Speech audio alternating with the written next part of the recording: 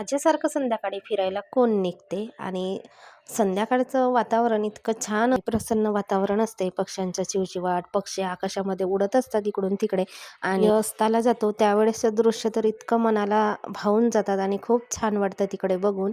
असं लालसर आकाशाला रंग प्राप्त झालेला असतो आणि तो रंग बघून छान वाटतो. सूर्यसुद्धा इतका लालसर झालेला असतो आणि तो शांत वाटतो डोळ्याला बघून. ते क्षण डोळ्यामध्ये साठवून खूप छान वाटतं. आणि तितक्यातच आमच्या भागामध्ये गायी असतील, म्हशी असतील, ते लोक चारायला घेऊन जातात. ते संध्याकाळी आपल्या घरी घेऊन जात असतात.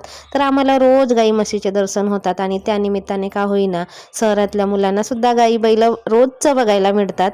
शेतामध्ये किंवा मैदानामध्ये हिरवा चारा आहे, घास आहे, त्याच्यामुळे हे लोक आपली गाई म्हशी चारायला घेऊन जातात. नाहीतर मग बांधूनच असतात त्यांचे, कारण हे दूध विकणारे लोक आहेत आणि यांच्याकडे खूप जास्त प्रमाणामध्ये गाई म्हशी असतात. तर ते नेतात आपले आपले चारायला आणि ते आम्हाला रोज भेटतात. आम्ही जेव्हा फिरायला वगैरे जातो त्यावेळेस फ्रान्सला कुठे ठेवू, मग त्याला पण सोबत घेऊन जावं लागते. मुलांचं काही खरं नाही ना, मग एकामेकाला खेळता खेळता मारपीट करतात.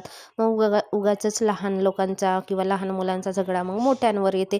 म्हणून मग काही इलाजच नाही. मग मी जिथे जाते तिथे तिथे मी माझ्या रुद्रांसला घेऊन जाते आणि त्याचं तसंच असते की तू जा मम्मी, मी राहते घरी. पण घरी पण ठेवून काय उगाचच ह्याच्या त्याच्यासोबत वाद करत बसण्यापेक्षा आपल्यासोबतच घेऊन झालेले बरं.